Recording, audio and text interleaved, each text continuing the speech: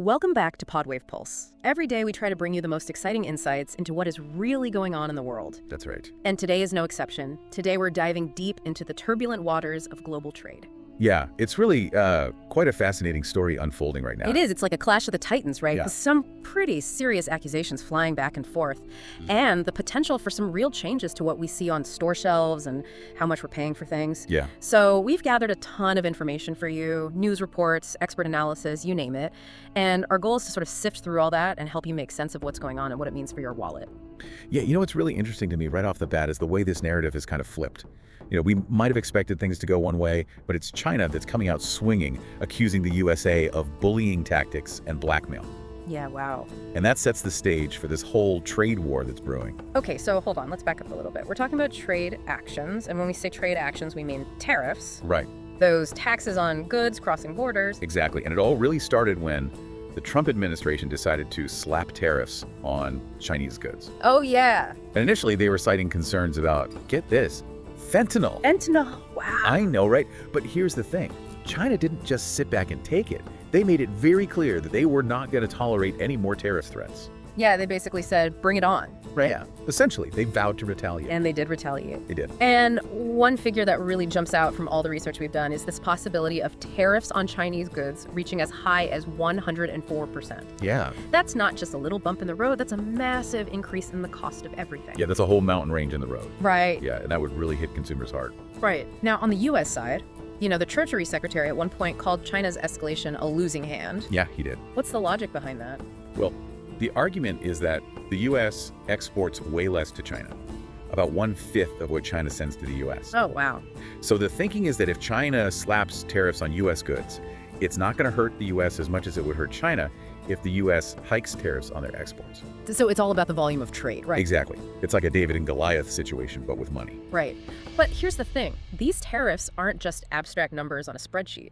They have very real consequences for ordinary Americans. Oh, absolutely. The experts we talk to say that those tariffs, even though they're technically paid by the companies that import the goods, are very likely going to be passed down to us, the consumers. Yeah, you and me, the folks buying the stuff. Exactly. And it makes sense, right? Yeah. I mean, companies can't just absorb those huge costs forever. No, of course not. So they have to raise prices.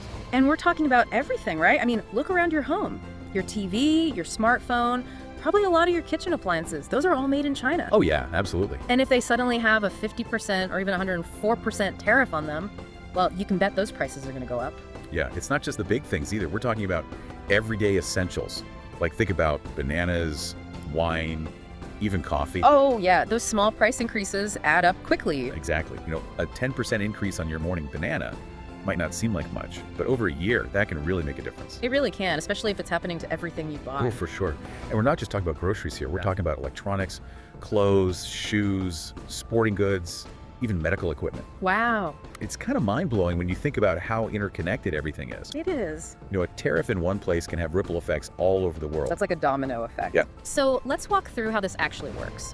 When a company, say in China, makes something that's going to be sold in the U.S., what happens when it gets here? How does the tariff get applied? Well, when those goods arrive at a U.S. port, they essentially get hit with the tariff Right at the border. right there. Right. The company importing those goods has to pay the tariff to the U.S. Treasury. Like a tax at the door. Exactly. Okay, so then what? How does that cost get passed on to us? Well, the importer has a couple of choices. Okay. They can try to absorb the cost themselves, which, let's be honest, is not really sustainable in the long run. No. They can pass the whole cost on to the consumer, Right. or they can try to find some middle ground. But the reality is consumers are probably going to end up paying at least some of that extra cost. Right. Now, there's a lot of debate about whether this whole tariff thing is actually a good idea. Oh yeah, there's definitely two sides to this story. On the one hand, you have the Trump administration. They were really adamant that these tariffs were absolutely necessary to boost American manufacturing. Yeah. They argued that decades of bad trade deals had really hurt American industry. Right. And they saw these tariffs as a way to kind of level the playing field and bring manufacturing jobs back to the U.S. Yeah, they even called it a national emergency. They did. They were really serious about it. Yeah, but on the other hand, you have a lot of economists and trade experts who are really skeptical about whether tariffs are the right tool for the job. Right. They argue that they might actually do more harm than good. Yeah. They say that instead of just slapping tariffs on everything, we should be focusing on more targeted strategies, like investing in specific industries or working with other countries to create fairer trade deals. Right. So what are we seeing in the real world?